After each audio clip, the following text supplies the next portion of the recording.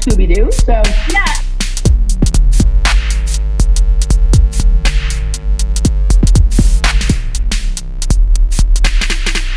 hey, everybody, welcome back. I'm Emily Moyer. This is episode number 66. 66 of Words. That's Dani Katz. Good afternoon. It's Wednesday afternoon. Dani's having a shit show of a day. Zoom tries to force us onto the cloud. How are you?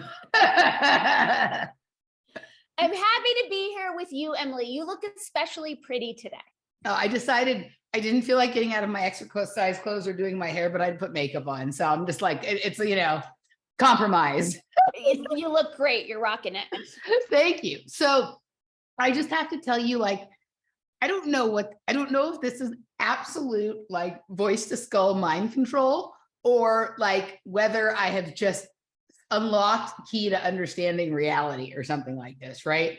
But I've been having the most fantastical synchronicities and things like that for the last couple of weeks. And I was just talking to my friend Rich, right? He follows, my work. He probably follows your work as well. And he wrote a book about the JFK assassination, right? He's 50 years doing the esoteric chase that we've been doing, right? And he was telling me about he would love to get balls deep with one of the alternative theory JFK assassination people about just the idea that the entire thing was a hoax, debate it from that point, right? The kind of thing. And as he was telling me this, a song started playing in my ear, right? And not really, but it was just, right? And the song was Island of the Lost Souls. Are you familiar with this song? No. So it's like a B-side Blondie track from a long time ago. But it starts playing in my head, right? And I'm like, I'm going to go look up the lyrics to this song, right? Now, are you familiar with the theory that Deborah Harry is the illegitimate child of JFK and Marilyn Monroe? No. Okay. But a really good friend of mine is writing a script with someone who claims to be the illegitimate child of Marilyn Monroe and Arthur Miller. Okay, so that's interesting. Which I guess would make her Blondie's sister. Half sister, right? I'm sure that she had a bunch of MK Ultra babies and, whether she actually had them or they just stole her eggs and whatever. Okay. But if you actually look at Deborah Harry, her features would imply that that is a possibility, right? She has a wide forehead, kind of like JFK did, and the facial structure. And then the body is very, right? She has lots of Marilyn Monroe kind of energy. Not saying she is adopted. So quote unquote adopted. And the time frame is right, but we're just, who knows, right? Okay. So I go and look up the song Island of the Lost Souls because I was like, that is a real song, right? Deborah Harry saying that. So I pull it up, looking at the lyrics, but I noticed the picture from the video of the song. She is literally on the fucking grassy knoll. Right? The picture from the track is literally her on a grassy knoll. That's cuckoo. And also when you said that, some other voice just inserted itself into our pod. Did you hear that? No. I'm curious to know if that'll come through in the recording because there was just a woman talking underneath you. No, that's interesting, right? So maybe the same whatever that, but the chances of that, right? You're experiencing the synthesis in your own head. Right. But I just want to I just have to show you this because it's fucking the likelihood that that would be, this is literally the picture from the video from Island of the Lost Souls.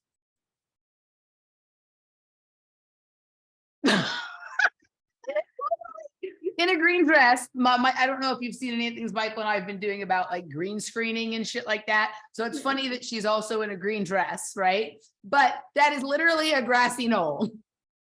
Yeah. Just okay, right? I don't know what to make of that one, but that's how they all are right now, right? Yesterday, I was doing a show with Les Luthor and Nish, and he mentions this street newspaper in the UK called The Big Issue, right? And I've never heard of this before. And then in the show I was watching on Netflix last night, they talk about the big issue, right? And the girl who talks about the big issue then says, oh, it took me forever because there was a queue. And I had just literally done a show with Les about the queue world order, right? Like that the whole, like the queue theory with the waiting in line, the science of waiting in line. Like we've been doing a series of shows on that. So it's like I had just gotten off with them. And then it's like the new Netflix series, you know, is telling the whole, everything is like that right now. So I feel like it's like Terence McKenna's idea of the concrescence and how time is a spiral that gets narrower and narrower. Yeah, I was just talking about, I just explained that to Howdy McCoskey in the show a day and a half ago.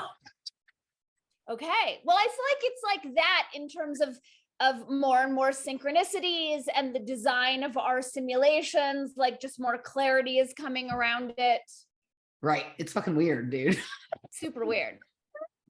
So anyway, like I'm not bothered by it. There was a time when like I would have been bothered by it because I would have thought that was like evidence of like, you know, voice to skull or, you know, some sort of like manipulation of thoughts. And there was other times where I'm like, wow, what a fantastic synchronicity. And now I'm just like, this is a shit show. Who the fuck knows what it is, but. Well, here's the other piece to the synchronicity is that I've only been home for like an hour before we recorded. And a friend of mine in Austin actually just sent me a video on voice to skull technology. Yeah. So literally within the hour, I was already watching that and had that phrase in my head. Everything is like this. This has been like nonstop for a couple of weeks since we got back from the trip to Shasta. Everything is like this, right? Is it fun? I mean, it's hilarious. I mean, I don't know what else to make it. Like, it would be wonderful if like the mechanism would reveal itself to me so I could use it to like fix some shit, right? But yeah, I'm enjoying it, you know. Cool. Anywho, so all right. Well, any other things from the day that we should go over before we get into the matter at hand for this segment? Did you have a chance to watch that Dark Horse episode I sent you yesterday? I did watch a Dark Horse episode. I did watch a Dark Horse episode yesterday. I don't know if it's the one you said. I'm getting Dark Horse things from multiple people, so now I'm confused as to who is sending what. I thought it was just a blip, but I realized the whole episode was them figuring out which is more pertinent, science to a healthy culture or journalism. Right. You told me about this on the phone yesterday. I did not watch it, but you told me about it on the phone. I wish you'd watched it because I want to talk about it because one of my favorite pieces was Brett. He's such a simple man. It's so very simple. Sweet, you know, like it is charming. Yes, it is because he's like, and he has these ideas that in his mind are these huge revelations that no one has had before. It's really cute. And he was like, you know, this is a journalist gold mine, and I'm surprised that there are no enterprising journalists who have thought to expose what has been going on. You know, this is the type of thing that would get a young journalist a Pulitzer if anyone had it in them to really investigate. Okay, so I have an idea. So why don't you contact him as that journalist willing to expose it, and you want to do a deep dive with him? Do it. Right? Well, think about it. It was amazing. It was just like, that's why I just think his innocence and his, but maybe this is the function. Maybe this is, okay, so we were just talking about, I wish I could understand the mechanism by which this works. Maybe this is it. So when I was doing the show with Les yesterday, I don't remember if I said this on the air or right after we got off the air. How do you spell Les? L-E-Z. Because that's my mom's name. Oh, that's interesting. Right? It's an odd name. Yeah. So, okay. So I did a show, the last episode we did last month with he and Nish and I, just the three of us, we got into this idea of Q theory. Can you put me in touch with Nish? I want to have her on my show. You bet. Thank you. So he had done a deep amount of research on the science of queuing, and he had come to the conclusion that this was actually the driving research behind the whole QAnon psyop. Okay. And did you guys talk about queuing in developing nations? No, I didn't know anything about that. Do you know about that? It doesn't exist there. Yeah, correct. Okay, yes. I was like, is that a thing? It doesn't exist. Doesn't exist. I mean, it's one. So it's like shove and like throw your body. Right. So like in the United States, the reason why this would be perfect is because in the United States, people, they don't queue, they wait in line. Right. So they would never think to look into queue theory as part of the QAnon psyop, right? Right. So, but in England, they queue. And while there are some people into the QAnon thing there, it's not the driving Trump, MAGA, whatever thing it is here, right? Right. So I pull up just the basic Wikipedia page on Q theory, and at a cursory look over the course of the show, everything, I mean, there's like all these different like layers and models and applications and technologies that have been built up around it and on top of it and on the side of it. I'm like, yeah, dude, like this is probably the best, like this is the most thorough explanation on either side of the argument, whether you think it's the QAnon stuff is good or bad or whatever it is. Right? Like this to me, this is the backbone. This is the scaffolding for whichever way. Right. Mm-hmm. And so we put out our show about that. And then he calls me just like last week. And he's like, you got an hour for me this week? He's like, you're never going to believe what happened. So the way Les sort of rose to prominence was his whole Twitter thread on Ukraine, where he went there and like exposed that like this really looked more like the first week of lockdown than any kind of war or whatever it is, right? And he did it in a very humorous, trolly kind of fashion. Well, all of a sudden there was this thread on Twitter this week of this girl and her mother queuing for to view the Queen's body, and she was doing like the same thing unknowingly that he was doing. So, but simultaneously to like pointing out the obvious absurdities of what was going on as he was doing in Ukraine, she was also literally proving all of his points about queuing, and almost like if this was the system's mock back to us about what we had said about queue theory, like it was going to show us how it works on both sides of the sort of thing, right? Right. And this thread was fucking fantastic. It was fucking hilarious, right? And so we did that show, we put it out, and then I recorded with Nish and Les yesterday, and we joked around a tiny bit about queuing, but that was not a main portion of the conversation. But something that happened during the show made me think like, I know what Les's next like online move, career move, or whatever should be, is he should assume the role of QAnon, but it's not like people think. He's going to go wait in queues in London as an anonymous queuer and like start to poke holes in this people's ideas of queuing and also of QAnon, right? Like be like a troll in queues that is like, you know, miming the whole, oh my God, what the, like, right? Asking all. Brilliant, because there's so many different queues in so many different realms. It's brilliant. I love it. Okay. And so on top of that, the other day, like Laura and I had decided that like, we would like to go to Wimbledon maybe next year. And like, we would like Les to go with us. Like we'd like Les to escort us to Wimbledon because he lives in England, right? So I'm looking up tickets for Wimbledon. And apparently one of the most famous, like storied queues in the whole world is the queue at Wimbledon, right? Because you have people who like, they sell a lot of the tickets, most of the tickets pre-sale, but then you can wait in line to get like cheap tickets to center court, like, you know, if you get lucky kind of thing. And this is part of the history and the lore of Wimbledon, is the experiences people have while waiting in the queue, and whether they get in or not, it's like the destination isn't as important as the journey. They meet lifelong friends, they blah, blah, blah. And there's an entire like team and people who make their careers out of organizing and controlling and the queue at Wimbledon. And I was just like, oh my God, it's like one of the most famous queues in the world, right? That's awesome. You have to go. Right. But I also like, he has to be a fucking troll. He has to become QAnon, like QAnon, right? That's really good. I love it. Yeah. So anywho. I have a question before we dive in what we're really going to get into. Okay. What is your technique when you notice you're running like a political program or a social program? Like, do you have a technique around liberating yourself from it? Well, I feel liberated from politics in general. Like, I know that the whole thing like is a shit show and that it's all absolutely. You notice a program when you're like, oh, this is a program. This isn't me.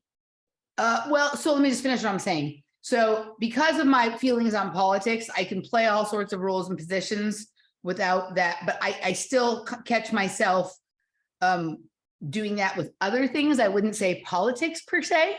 Yeah. And so I think when I catch myself doing it, I immediately try to assume the position on the other side of the room, right? So when like, you know, the whole argument about they're looking at the sculpture and someone sees a bunny rabbit and someone sees an elephant. Yeah. Once I realize that, like, I'm super convinced something is a bunny rabbit, I will go to the other side of the room and try to see the elephant. And then I will start to like converse back and forth between that type of thing. I also intentionally, whether I notice I'm doing it or not and thinking it's a problem or not, I really enjoy, like, for the sake of conversation, playing the devil's advocate, or as Brett would say, let's do a thought experiment and see what it would feel like to try on the pants of the other side. And so I do those things. I don't in no way think that that makes me immune from falling into stuff. But I also, like, I see at this point, and maybe I'm wrong, the entirety of politics as like a charade. And so there's like neither any opinion, there's no opinion inside of politics that could be either right or wrong, because it's all fake. Yeah, totally. So I have that perspective as well. But I think I still sometimes get like fatigued by insistent people of any side of the political spectrum, where they just like won't let something go at a certain point, that like I become fatigued of listening to their iteration of that. And I like get some sick satisfaction out of intentionally playing the opposite and antagonizing them. I still have that shortcoming as a human being. Is that a shortcoming? It can be at times, right? Because like I think if you're not identified with it, if you're just playing a game, yeah. I think that I also think there's value in it in terms of that Heyoka or Coyote. Yes, I see myself as the Heyoka, as the, you know, the clown. If you bought into it, then I might agree that it's a shortcoming, though I would never ascribe that word to you. But I think if we hold these roles lightly, we're just all playing in the Leela. I've gotten better at it, right? Like I used to oftentimes start out playing and then sometimes transition into like the other thing. And I've gotten better at like shape shifting with it to sort of assess where my sparring partner is at, and do I need to make an adjustment to like land them in the spot of like understanding that, you know, the shit show is performed in equal proportions at every dimension on both sides, or all sides, depending on how you see it. And the same hall of mirror you're in on the right exists on the left for the opposing reason, right? Totally. And so, that's really helpful. I like the idea of as a thought experiment, taking the other side. That makes sense to me. You'll be happy. Oh, go ahead. So this is something I think I learned from gymnastics, more so than other something more intellectual or political or social experiment. I was not flexible, and so when I would do like leaps or sessones or split jumps, like I wasn't flexible enough to get like a gorgeous looking split. So the only way I was going to achieve that was by using power to force my legs like apart more violently, as opposed to true flexibility. So if I couldn't get a split from doing a jump the normal way, I'd like step the other foot in front. So I was like creating more friction or more torque, or sometimes I would switch. Like I actually, with switch leaps, I did like them as if I was a lefty instead of a righty, and I was able to make the illusion of that I was more flexible. Yeah. And so I think that whole kind of thing is like and I do this with dancing too, like the style of popping that I like called tuts. Like it requires like a lot of right angle of like wrist and shoulder. My right wrist won't go all the way up because I broke it so many times. Can you demonstrate for us? Can you so like it's all about like, you know, creating right angle. You see my right wrist won't do it, right? And so it's like all about like angles like this kind of stuff. So I can't do this. So I like do my moves like inversely. Like I would make it so it's like my wrists would be backwards like this, because I could more easily do this position than this position. So I change the angles by like reversing them. Okay. Right. So like if I can't quite get it the way I'm doing it, I will try the opposite thing. I won't make like a tiny adjustment. I'll literally like oppose the motion. Interesting. Right. So you're very adept at opposites because you practice. It's like debate team when you have to argue the thing you actually disagree with. Yeah. It helps. Yeah. Yeah. So I think you will be happy to know that I have officially given up on the idea of any honest politicians or any real deal change or integrity existing in our current structure. okay. I finally abdicate. It is pointless. So, okay. So just a few days ago, you made a video about the person in New Mexico. And so what has changed between then and now? Okay. So my second, I thought it was a good video, by the way. And there was something you said in there that I actually agreed with, though I disagree with voting, at least for myself.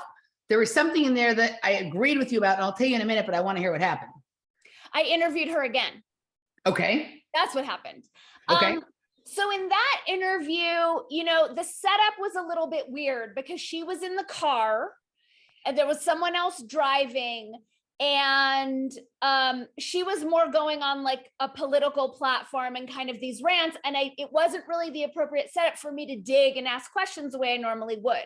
And she has, you know, some ideas that run counter to mine, and I never expect any politician to check off every box. It's just like biggest picture, you know, what's most important, and I felt like she was on point there.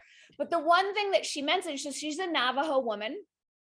She mentioned, because I was like, what's up with the tribes like bowing down to the sham? And she said, oh, the tribes have been infiltrated by the CIA.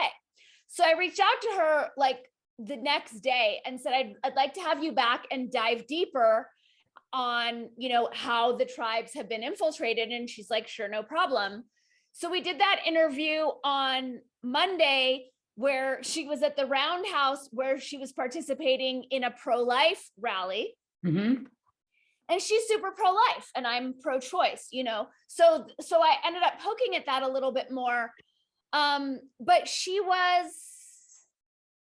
I just realized like how everyone's running programs. Like I think anyone who steps into that space surrenders some degree or a massive degree of sovereignty and critical thinking, and they just start parroting what they think they're supposed to parrot or what the program is telling them to parrot.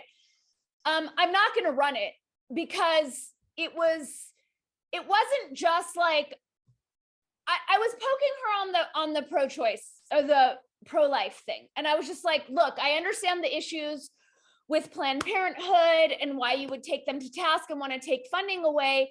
Are you lobbying, you know, as you're, you know, if you're elected, are you going to do away with abortion altogether? Are you just inviting, you know, a different relationship to it? And she just started going off on like, these people are forever broken. They'll never heal. They've ruined themselves. They're sinners. And I was just like, whether that's your opinion or not, like that's too damaging for me to put out. Like, I'm not going to put that message out to my audience. It's someone telling them they're permanently broken. And it was just like a lot of parroting of like really extreme right talking points. I didn't get any interesting information about the CIA infiltration of the tribes at all. And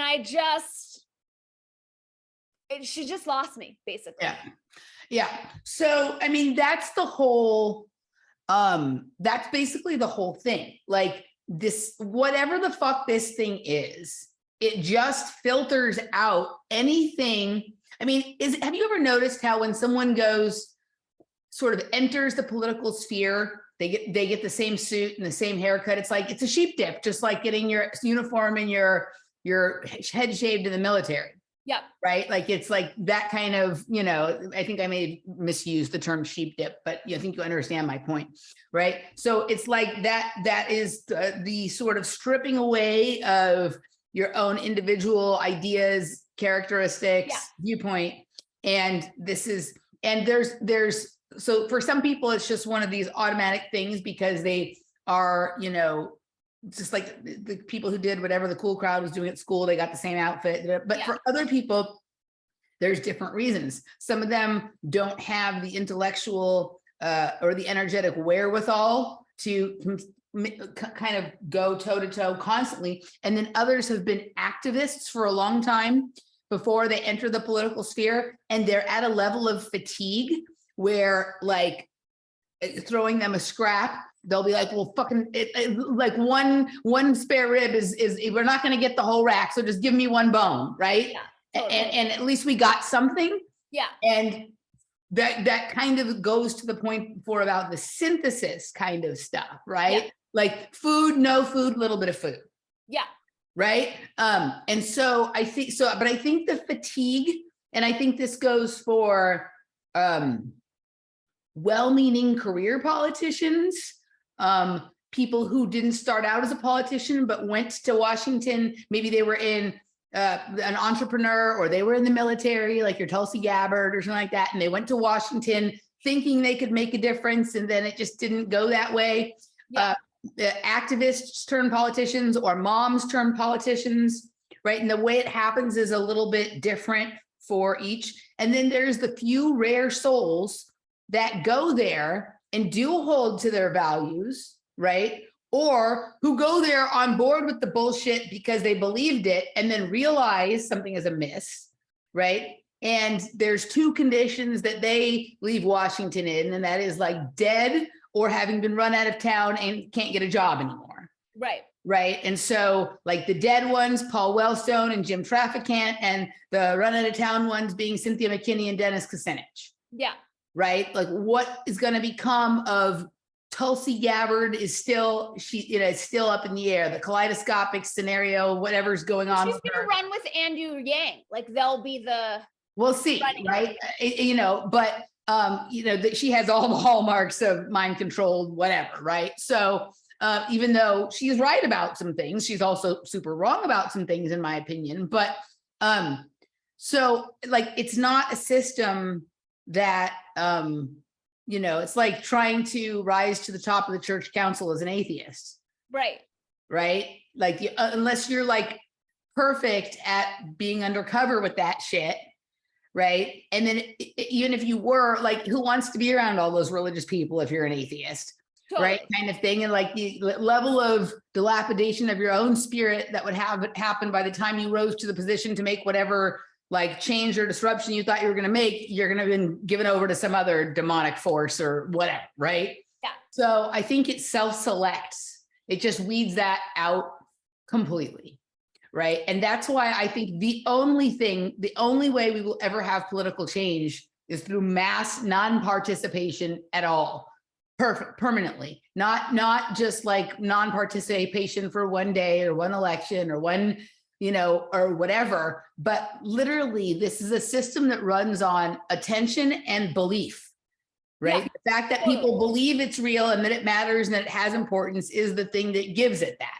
Completely. And so if suddenly nobody was voting and nobody was paying taxes and they weren't able to get people angered or upset or enthusiastic and no one was rah-rahing or doing rallies or whatever, they would wither and die. Like, I haven't watched this show, but I think there's a show that I can't remember if it's Game of Thrones or American Gods, but Jeff always talks about it, that the way the gods are built up is by attention. They require a certain amount of attention to become gods. And then if it's not maintained, they wither and die and new gods replace them.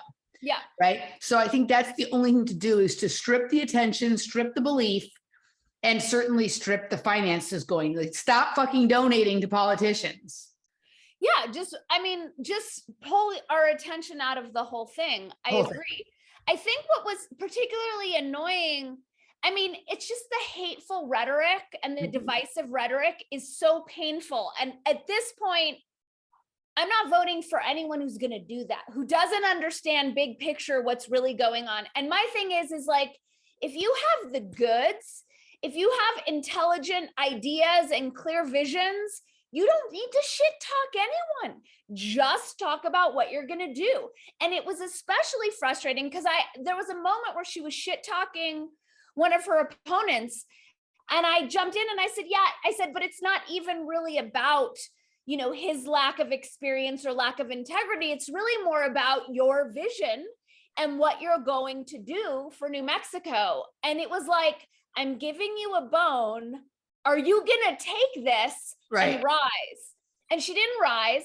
And what was more frustrating, and I'm not saying this to slag her at all, this is just my come to Jesus moment of like, it's all fucking bullshit and I'm over it, is that she's a Navajo woman. She could sweep the Democratic vote. She could get every single one of them on wokeism alone if she just wasn't so hateful and mean for no reason. Right.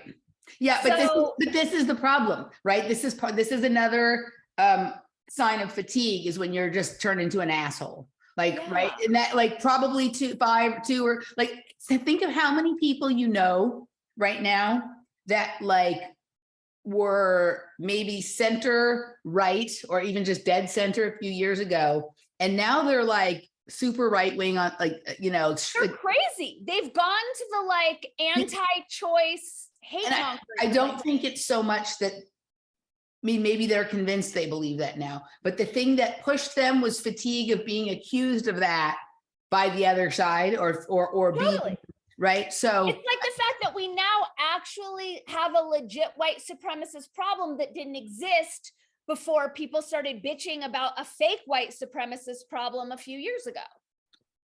We have a real white supremacist problem? I don't even know. I don't even, maybe we don't. We I don't know. But yeah, it's like when I got thrown out of improv for being a homophobe, I spent a good 6 hours saying the most homophobic shit. Right. Because I was just pissed. Yeah. Well, there's something that is some weird satisfaction you get inside. And I've talked about this before, when people like, they agreed with one thing Candace Owen says, and they liked hearing her say it. So they keep tuning back in to hear her say that thing that is obviously true, but for some reason, no one would say it. And so she said it, and that feels good. And then you start saying other things. And because you're waiting to hear the part you like, you take those on board. And at first you're like, I don't know if I agree with that. But then you hear them enough times, that starts to sound reasonable. And then suddenly it's like taunting other people with things Candace Owen said, right? Like that kind of shit. It's the same with that, right? This is why the Tourette syndrome people always say like shit like that. Like totally call people, right? Because they're acting out the suppression of society's like things that they're not allowed to say. Exactly. Right? And I think it's embedded in any polarity construct. It forces people to these extreme edges and takes away like the honesty and authenticity in the middle. It just shoves them to both sides. Yes. I mean, that's exactly right. So I think this is a good time to have the conversation we're going to have today. So I've been meaning to bring this up with you for several weeks now, and I kept going back and forth on it. And it's probably better now because it probably will land in a different way than it would have a couple of weeks ago. But 2 videos I watched of yours recently was some of your critique of Naomi Wolf, and your video about why you were inspired by this person before you weren't inspired by her anymore. So we're going to, for a second, pretend I'm going to start with her and then go back to Naomi Wolf, because that's farther back in my memory and it's not as clear. So I believe there's no point in voting, right? But I'm totally with you. Understand that there's people who feel there is, right? And on a local level, I think there can be, but there isn't. Like in the fantasy world that I think exists, but clearly doesn't. Okay. But there's a large percentage of people, at least half the country, that does think there is value in voting. What are you snacking on? Beef jerky. I'm hungry. I'm just always curious to know what other people eat.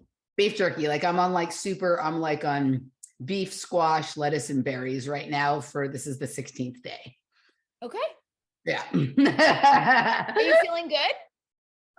Yeah. Well, what's like, for other reasons, I haven't been able to exercise as aggressively as I normally do. So it's nice as like, I've been leaning out and thinning out and whatever, even without aggressive exercise. And so in the next 2 weeks, when I start to bring that back in, like, hopefully I'll be real happy with how things look and feel. But whenever, like, I do this pretty much every fall at some point, because over the course of the summer, there just gets to be like a few more margaritas at the pool and a few more things than I had planned on in my head. And, yeah. So anywho, but there's not a lot of snacking options. when you're in this space. So I get it. Anywho, okay. So for the people who still think that there's a place for that the voting is either good or important or something like that, then I think that one could take a look at the reasons why you would vote and who you would vote for and why you would be moved to vote. And like, I definitely agreed with what you were saying about voting for the lesser of two evils, or voting out of fear, or voting because like this person is part of the group that you know, supposedly defends your or agrees with the things you think are important, even though nothing they actually did, right? Like all the classical reasons why people, like how you get pressured by your family and friends to vote for the person that you're really having some questions about, like all that shit, Yeah. right? And just to be clear for everyone listening, if you haven't, when I interviewed the person who we're referencing, I got all this shit from people who are like, yeah, she'd be great, but a third party candidate can't win. So then I made a video acknowledging that type of bullying, which only serves the fucktards who want us to think that. So I think the only reason to vote, if you think that there is any good in voting, is because you agree with the vision laid out by the person, and think there is reasonable evidence that this person will follow through on the things that they say. There is no other reason. Right. And then if you decide to do that, then you also have to take some responsibility to holding that person to account for that, making sure that they follow through. So it isn't just like vote and I'm done. If you're going to partake in that dangerous game, right? That dangerous superstition, as my friend Larkin, he's not really my friend, he's my friend, but he doesn't know it, right? He's helped me there. It's the most dangerous superstition, right? That voting actually means something. If you're going to partake in that idea, then it isn't just vote and done. Then you actually have to show up and whatever, right? That is the only reason to vote for somebody, because the things that they are saying and doing are in alignment with what you think is important, and you have some degree of faith that this person will be able to do the things, or at least will not really die trying, but you know, figuratively die trying or something like that. Be willing to put themselves on the line, and then you have to show up. Okay. So I was like, yeah, like I don't see there's any purpose in voting, right? But if you're a person that does believe in voting, then this is the only reason to vote, or this is how you decide who you're going to vote for, right? So, and then, okay, so I wanted to say that, like, I actually agreed with that portion of that, and am also delighted that you have now realized that, oh, there's no point, so you don't even have to worry about that anymore. So yay for you. But something came up in that video that I had also noticed in your video about Naomi Wolf that I thought was pretty good too, right? That you 2 times you referred to whatever this shit show we live in is as a democratic republic, okay? And I often hear people refer, including mostly the politicians and the media pundits, and even people that you're surprised they would do this, they refer to this as our democracy or a democracy, right? And then on the flip side, you know, then you have people who say, no, we live in a constitutional republic, right? And so there's confusion all around about what it is we're actually living in. And then there's the false argument about the constitutional republic versus democracy. I have very seldom ever heard anyone refer to what we live in as a democratic republic. So I thought it might be interesting I know what I understand those things to mean. So I thought it would be interesting to look up what the official definition of those things are. And I was actually surprised it's pretty good. It's not right? So I want to be clear. I have no idea what I'm talking about. Like that, the words just come out and I don't really know the difference, but I really love that this is the new symbol for false argument. You like that? My new thing. Okay, cool. Okay, so I thought this was, so this was just on, I Google searched and this came up in like the top things, and I thought this was pretty decent, right? In a republic of any kind, the power is in the hands of individual citizens. In a democratic system, so a democratic republic, laws are the first one. Just Are we they're talking- they're We're defining- talking about a Democratic Republican. no. No. First, so the question is, what is the difference between a republic and a democratic republic? Okay. We're going there first. So what it's saying, just in a republic, just the plain word republic, Okay. the power is in the hands of the individual citizens, right? In a God, dare to dream.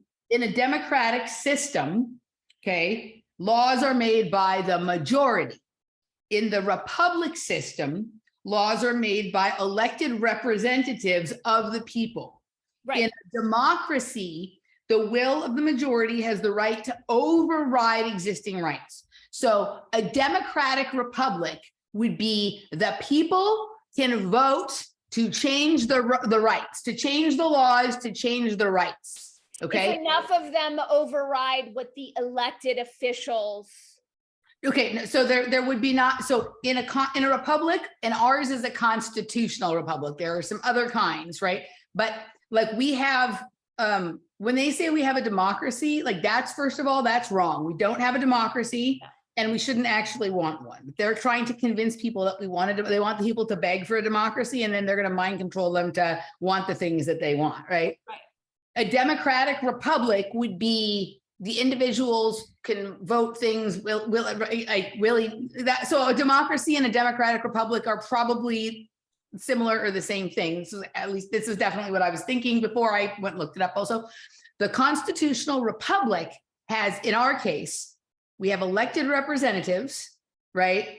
And there's no, like, we don't vote on, like, the laws federally, only Congress has things to do with them. Like, we don't have like referendums like they have in Europe or whatever. Those places are not republics. Those are democracies. Some of them are monarchies. Some of them are combined systems, right?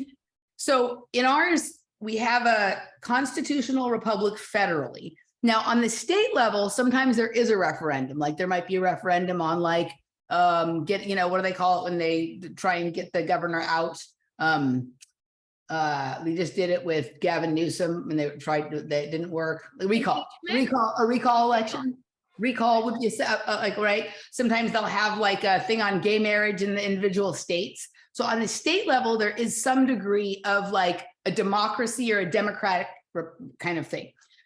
The reason that people get easily confused is because we use a democratic process in order to get the elected representatives in office. We're not even getting into starting to touch like the corruption and are elections real or are they stolen, just what things are supposedly supposed to be. But we never get to vote on any laws federally. We just pick the people who are going to make the decisions for us. Right. A democracy would be mob rule, what the people want. So we would all vote and 51%, that's what it is. Right. What the supposedly good thing, and this depends on what you think is good or not, about quote unquote constitutional republic is that in order to change existing rights, you would have to change the Constitution, right? There's these things they're trying to do. Right. There's these things in the Constitution that cannot be touched without a constitutional amendment. So just passing a new law or regulation or rule or a certain election or one president, they can't do that. Those movements that are what do those in direct democracies or democratic republics, you can't do that in a constitutional republic. You have to go through the whole constitutional convention and or make an amendment to the Constitution and convince all the senators and right. But it's not, the people are not voting on that. Right. It's not the people, right? It's the elected representatives. So it's majority rule versus representative rule is the difference between democratic republic and constitutional republic. Okay. So say it again. Majority rule versus representational rule. You're talking about, so democracy. So a direct democracy would be like, okay, but so the difference between democratic republic and constitutional republic is that for anything to change, the Constitution itself has to be changed. You cannot just like pass a law. So we are a constitutional republic, allegedly. Allegedly, right? So now there are certainly things that are done that like that go against that, supposedly, that break those rules, right? But because people are, and you can get into all kinds of arguments about that, about like, whether we're still operating under the original Constitution or whether we're operating on uniform commercial code, whether we're talking about the United States, the organic one, or the Corporation of the United States of America. There's all these things, but even the basics, right? So the biggest argument often happens between the left and the right. The left always talks about democracy. They never talk about constitutional republic. Right? Like every once in a while, they'll refer to the Constitution generally when trying to make sure that religion doesn't affect government and things like that. The right is more frequently referring to the Constitution, and you more often hear someone say we live in a constitutional republic, but even a lot of them think that we live in a democracy just because of the fact that we have like democratic election in terms of people get to vote. It isn't just, right? So there's a couple things. People don't understand what we're living in, supposedly. And then there's this belief that one is better than the other, namely this idea and this idea that a constitutional republic is better than a democratic republic because it's not mob rule and it's not just easy to change things willy-nilly. It takes a lot of work to get something to change. So like that's sort of like a safeguard that like it only will change if it actually really should change and enough people are committed to it over a long period of time. These are what the things they say. So, but for someone like me who doesn't like rules or restrictions or anything like, I didn't write the Constitution and I didn't sign it. So like, I'm not really good with that, right? And even if I did. What issues do you have with our current Constitution? I think it's too restrictive, first of all, but I don't like this idea that there's one set of rules for everybody.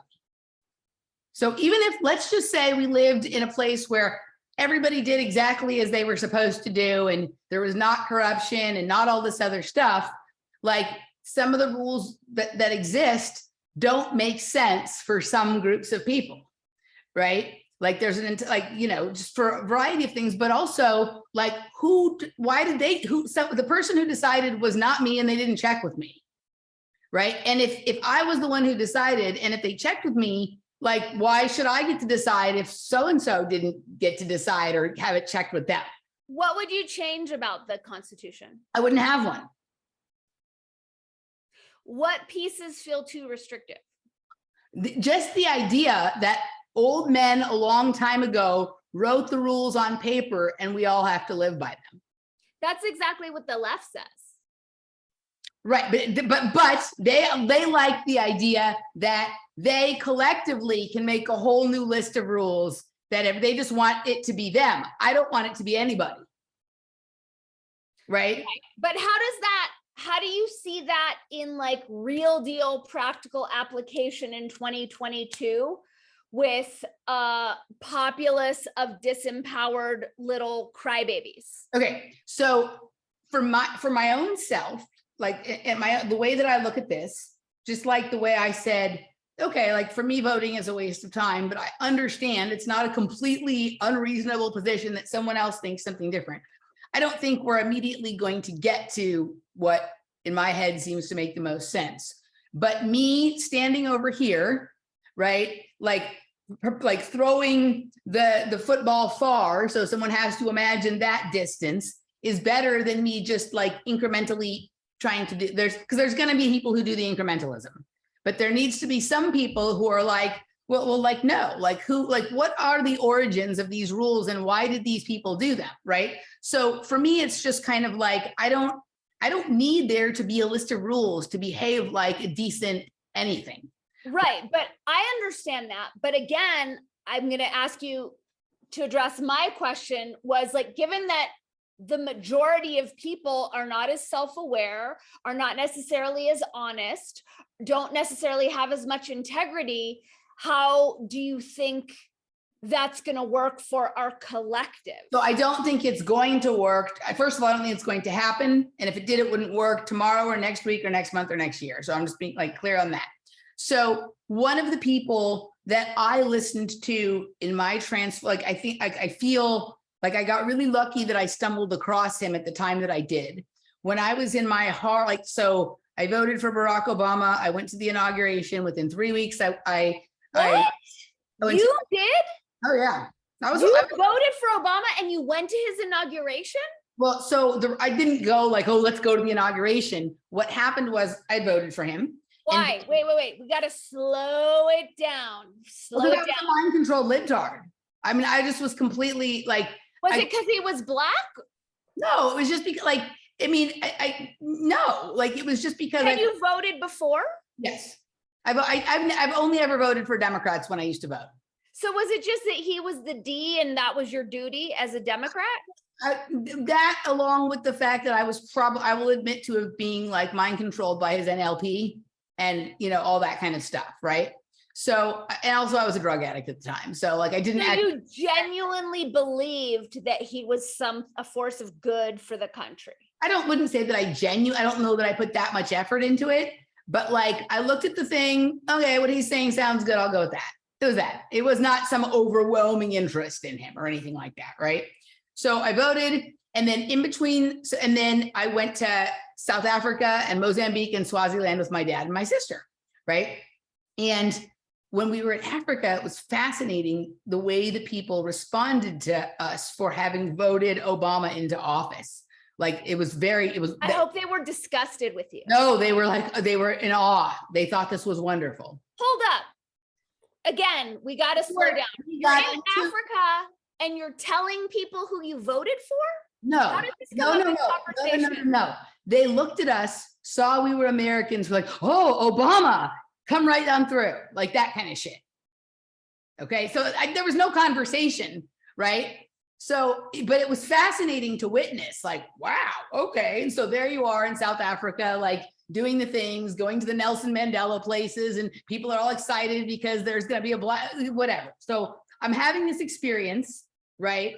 Mind you, on like the first 3 sober weeks I'd probably had in 2 years, right? So, okay. And like people are making t-shirts and bags and jewelry with Barack Obama on them, and they're selling them all over the street there in Africa and whatever, right? Then when we came back to the United States, like you land either generally in New York or Washington, D.C. from Africa, and then you go whatever. But my sister happened to live in Washington, D.C. at the time. So I went to stay with her for a couple of days, and the inauguration was happening, right? Because we got back in January. So we decided to just like go down and check it out. And it was crazy, right? The amount of like energy, and like there was like party in the streets, and you could feel this vibration of people being so excited. It was like the first time you ever went to a rave and you're like, wow, there's this like energy here that is crazy, right? So it's like I wasn't caught up in it or anything, but you witnessed it, right? You're like, what the fuck is this? And you know, that's better than there being violence on the street. So you're like, okay, that's what it is. And then I go home, and within like 3 weeks of the inauguration, he's already doing shit that I knew I didn't like. So I already was at like, okay, I got tricked. I'm never getting tricked again. I'm going to start doing political research. So that was when I really started like digging further than, you know, I had dug further than MSNBC or CNN, but not much further than like NPR or, you know, whatever. Right. Yeah. So I started digging, and like, I was clearly not a Republican and not interested in anything Republican stuff. So I went through like I looked at like Green Party or progressive-y kinds of stuff. And then I also found my way, because I had, you know, was into some conspiracy stuff. I started paying more attention to like Ron Paul, and I was like persuaded by some of that for a bit, but I quickly realized that the outliers on both the right and the left, so like libertarians or Ron Paul's on the right, and then your like Green Parties or your Jesse Venturas or Jill Steins on the left, ultimately are there just to steer you back into the Republican or the Democratic Party at election time when there wasn't enough votes gathered or ballot access or whatever, right? So I'm like, I'm done with all of this. And I had found Larkin Rose during this period of time and read his book, The Most Dangerous Superstition, right? And like everything he said, like made a lot of logical sense to my, you know, that part of my brain that is like, and doesn't like authority or being told what to do since childhood, hence the relationship with Fritz that resembled yours. And B, right, you know, like I just, you know, I had been observing like even my own father being a political science teacher and being like unquestioningly Democrat or of the left, but not like of the far left per se. I think he has some socialistic and communistic tendencies, but I wouldn't say he's anti-war or any of those things, you don't, right? That like I started looking at like how he looks at things, and I'm like, this does not make sense. Like, I don't like this. Like, whatever his vision of, he could never like go all the way with my whys. It was always like would turn back into like, because I said so, or because I, whatever kind of shit. So did you need to ask me something? You want to be sure. There you go. Okay. So I was reading that Larkin Rose stuff and listening to some interviews and things that he did. And what he said really spoke to me, that like, there's no amount of government that is small enough. I started finding out about the mind, the Latin for mind control, and but just this idea that like we need a centralized authority, we'll keep it really small. But just as soon as you decide there needs to be an authority, you've already let the beast into the room. Yep. So I pulled, just coincidentally, after I had thought I wanted to talk about these things with you, but before I actually told you, just last week, he put out a video about why the Constitution is anti-freedom, right? And it's about a 15-minute video, but I think the first 5 minutes are informative and good. So I'm going to hope that it's okay for me to play this clip of Larkin Rose's video. I do it as a huge fair use. But even with that, I greatly appreciate his work. I recommend anybody who's not familiar with him to look into his work, to buy his book. It's very thin. It's very clear. Laura wrote it this year. It's changing the way she thinks about things. Even if you don't ever go as far as he does, just to that thing we were talking about earlier about going and standing on the opposite side of the room and trying those pants on for size for a minute, will definitely change your relationship to government and authority. And whether you decide he's right or you decide he's wrong is kind of irrelevant. It's just it's a very different, it removes you from that right-left argument and is just like the whole thing is nonsense and authoritarian, right? Okay. So I'm going to play the clip. I have it here. It's the first 5 minutes of it. And I've been meaning to ask Larkin Rose on to my show for a bit, so maybe I will reach out to that sooner rather than later. Why am I having trouble finding anything that I want? Okay, there it is there. And let's go screen share. Here we go. Let's make sure my sound is shared. And here we go. Hey, Larkin Rose here. I'm going to make this video short and get right to offending people. I often hear people make the claim that the purpose of the Constitution was to protect individual rights. And I wanted there to be a video, this one, that I can point people to point out why that is utterly and completely provably false. And a lot of people were taught to believe that. I was taught to believe that. In fact, I may have actually said that, maybe in those words, maybe not, 27 years ago when I was still a statist. But it's provably insane. The Constitution pretended to create a centralized federal government where there wasn't one before. Before the Constitution, there were the Articles of Confederation. Everybody in the debates, Federalists and Anti-Federalists, in the debates about the new Constitution, everybody agreed. There was no secret, there was no controversy. Everybody agreed that the entire purpose of the new Constitution was to create a stronger, centralized federal authority. That is indisputable. The Articles of Confederation didn't really create any central authority. It was just sort of an agreement between the separate, smaller bunches of political parasites. The Constitution was absolutely designed to create power. Now, a lot of people focus on the Bill of Rights and say, well, that's the part that really matters. That's the things of, like, you can't do this, can't do that, the First Amendment, Second Amendment, Fourth Amendment, all that fun stuff. The Bill of Rights was not what the Federalists wanted. The people pushing the Constitution didn't want that. The Bill of Rights is a collection of amendments that was pushed by anti-Federalists who said, we're not going to go along with this at all unless you have some guarantees in there of some of the things it can't do. But what the Constitution did was create a centralized authoritarian ruling class. And it was supposed to be theoretically limited. Now, people like Patrick Henry very accurately predicted that it wouldn't be limited. It would quickly get worse than a king ever was, which it did. But it's weird that people think that the Bill of Rights is the Constitution. It's sort of like saying, well, I got this giant man-eating tiger and I let it go in your living room.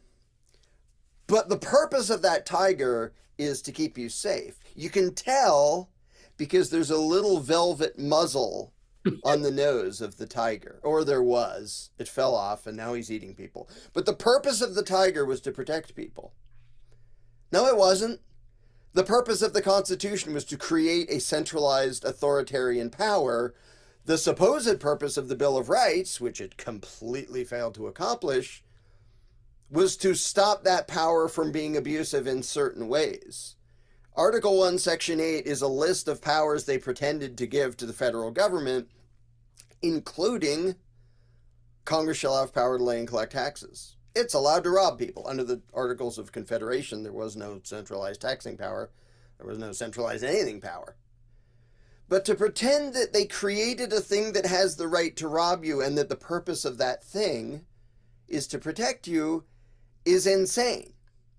And I realize a lot of people are muddled in their heads between the Declaration of Independence and the Constitution, and they sort of think of them as one big sort of thing that goes together, and they think of the Founding Fathers as one big group that all thought alike. They didn't. Most of the people most responsible for the actually coherent, legitimate ideas that backed the Revolution and the Declaration of Independence, they were against the Constitution because they recognized it was going to be an authoritarian disaster. Thomas Paine, Thomas Jefferson, Patrick Henry very vocally were against the Constitution because they saw that it was creating a centralized authority that was going to turn into an uncontrollable beast. And then it did. But the fact that people skip over the whole, we're making centralized power with a president and a House and a Senate and all these rules for how it works and all these powers we're pretending to give it, and we're just going to look at the Bill of Rights and say, well, the whole point of this is the amendments at the end that were supposed to keep the man-eating tiger a little bit more in line. No, that's just not reality. The Constitution is anti-freedom.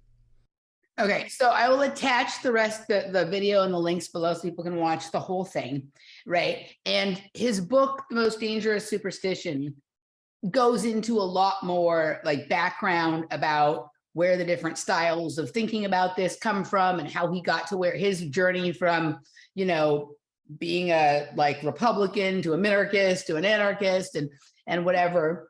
But what I appreciate about Larkin is he's really, really principled, and he has not given way to fatigue and started grabbing for scraps as many people who were in on the conversation with him when he started have. You wouldn't believe how many people who once agreed with him were like legitimate, like alt-right, far alt-right. They got into that, or they became MAGA Republicans or whatever, right? And it wasn't because they actually like, there's two possibilities. Either they never really believed the stuff they were saying before, or they got fatigued and they would just like, if you throw one bone, if you do one thing that sounds better than what we have now, I'm on board with that. And for fuck being principled. Yeah. He has been principled while allowing his thinking to evolve, right? Mm-hmm. So I don't like these people who are just like, I haven't changed at all. It's the left that's changed, or it's the right that's changed. And I understand why that's a good argument for the theatrics of it. You know, the left me, not the other way around. But we should all, I'd hope that everyone's thinking is evolving over time. Yeah. He's managed to stay principled while evolving his thinking. A lot of people who haven't evolved their thinking, but agree with a lot of the things he does, like they think that people who don't know all that stuff or believe all that stuff are like unworthy of wasting time trying to explain things to or whatever. He doesn't at all. Like when the trucker thing happened in Canada, like he was like I'm donating thousands of my books to the people who are willing to drive them up there and hand them out to people. And everyone's like, but the trucker thing is a hoax. It's a psyop and da-da-da-da-da. He's like, I don't care if it is. My guess would be with as many people as up there, there's a few people in the place that they're ready to change their mind about some things and have the wool pulled down. I'm sending them. I'm going to have faith in humanity and trust in humanity that, you know, that the ideas are good. People, at least a few, will internalize them or think about them or whatever. Right. And he's not, you know, I'm sure there was a time when he was more cynical. It's hard not to or whatever, but he's evolved to the place where like any person is capable of understanding this at some point. And so if I catch them in the right moment, all it takes is a minute for something to click. And whether they come all the way to my side or they just give up their belief in the dangerous superstition of the legitimacy of government, either way, like that's a step in progress for humankind, right? And he always has a good sense of humor, and he never gets tired of teaching people about this. He's not like, well, you just have to go back and look at my old shit or look at this or look at that. He always finds new and different ways to present the same information, hoping that it'll click in a way that it didn't click for someone before or whatnot. And he hasn't lost his mind doing this. Right? And so, yeah. So what did you think of that? It all resonated. Now I'm excited to read his book. I mean, I don't know much about this. I was educated in our country under our shitty Reagan curriculum. You know, so I'm not an expert on the Constitution or Democratic Republic or any of that stuff. So I appreciate this conversation. And I want to learn more about how I've been snowed regarding the Constitution. So I think the first step, because it's a lot to take on, right? But just start like how we play a drinking game with Brett about like every time he says like emergent or any of those few terms, he has a couple like novel. Oh, he had a new one yesterday. Hyper novelty, like he has like 5 or 7 terms that he really likes, and I don't know if those are like in his CIA manual or his George Soros manual. I don't know. I'm sure he has a couple of manuals. But is start paying attention to every time you hear a politician, a pundit, an activist, or whatever say our democracy. Okay, we don't have, there's like the only thing we have, like we do, like there's democratic elections. People get to vote. Right. I'm not, again, we're leaving the corruption and the stealing of elections out of this for now.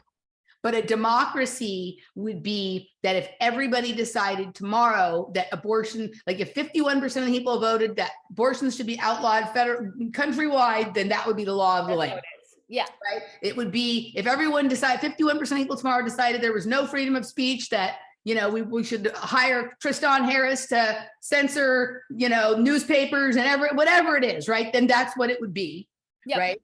And that the constitutional republic is this idea that something, you know, that is representative.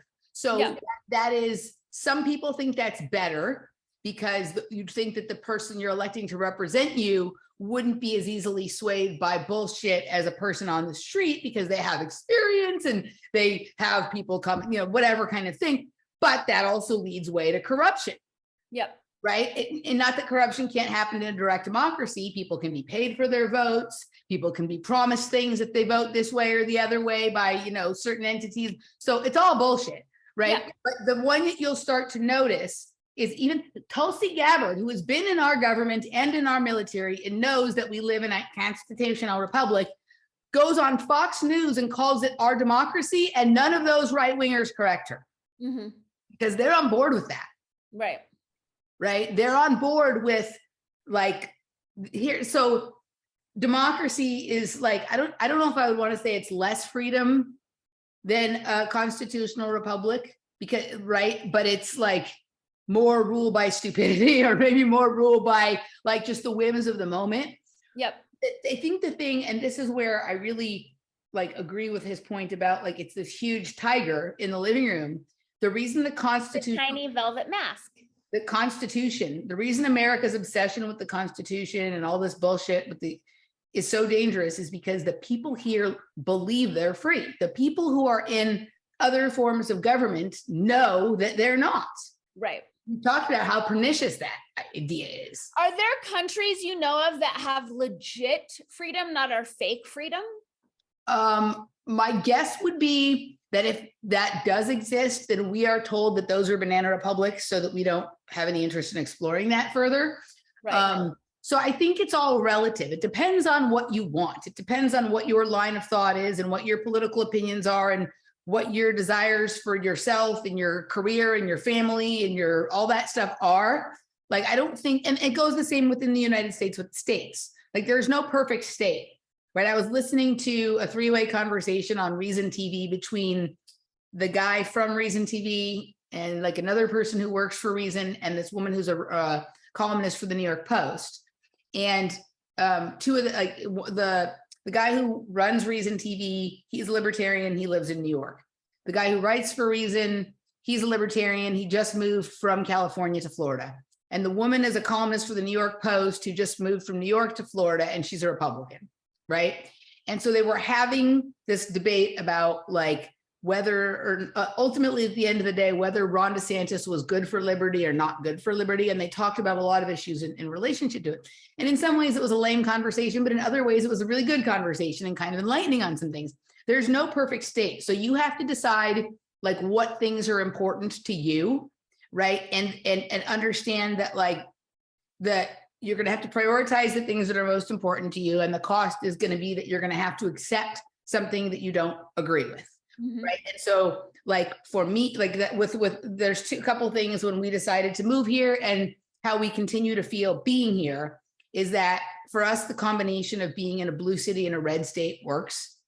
Right. Because a lot of the things that we like about like arts and culture and things like that seem to be dominated by the left, but their ability to make law or rule out of it is tempered by the state government and by the fact that they're surrounded by counties that like have people have lots of guns and, you know, whatever kind of thing. Right. And here I don't have to wear a mask or have a vaccine to get a job or do any of that kind of stuff. I don't like the law that Greg Abbott passed about, you know, after 6 weeks. Like it's not, there's no criminal law against abortion, but citizens can take other citizens or doctors to civil court and make their lives miserable. I don't like that. Right. But I'm not planning. I'm not pregnant. I'm not planning to get pregnant, whether accidentally or on purpose or whatever. And so it's a issue that is a little farther away from me. Mm-hmm. And I encourage the people, I disagree with it. And I know a lot of people who are violently opposed to it. And I take the opportunity to encourage them to maybe support the people that they disagree with to make sure that they're safeguarded and never having to take a vaccine against their will and forming a coalition with them to make better local, state, because you're right, to the extent that there's any point in government, like local, like, you know, there is a degree of direct referendum in cities and states that there isn't at the federal level, right? So, you know, there's more of a response to political pressure locally than there is federally. So I say that to them, like, right? Other than that, like, you know, my life is much more peaceful here. I can do more of the things that I want to do here than I would be able to do in California, or certainly would have been able to do 6 months ago. Right. It's still kind of weird and iffy there in California. And you can't unsee the behavior of the people that you saw during that period of time and how enthusiastic they were about it. Right. I do not know anyone here in Austin, even the people I know who are more right wing or maybe like more pro-life or whatever. I don't see any of them interested in chasing people down who are trying to sneak abortions after. I've not seen that. Right. The same way I saw people like patrolling, being mask Nancy's and, you know, all of that, you know, calling people out for walking in the park, not wearing a mask or, you know, I've not seen anything like that. That doesn't mean that it doesn't exist, but I've not seen it. So it's a calculated, you know, like it's not perfect, but it is what it is. So it was interesting to listen to them have that conversation in relation to making these decisions to move around and whatnot. So I think that's what we're in, you know, right now. But I think the first thing, I think people really need to understand what people are talking about. And if someone who is in government is telling you that this is a democracy, then they're, in addition to all the other ways that they're lying to you about that. And they know that that's not true. So there's a real deeper purpose, right? They don't want people to discuss, if people suddenly become fatigued of the Constitution, they don't want them to be like, wait a second, maybe we shouldn't have a constitution or a federal government. They would much rather them get fatigued to the other side and say, well, how about mob rule? Mm-hmm. right? Because they know that through their NGOs and the media and whatever, they can do a pretty good job at swaying and controlling the mob rule. Mm-hmm. That's all. Okay. All right.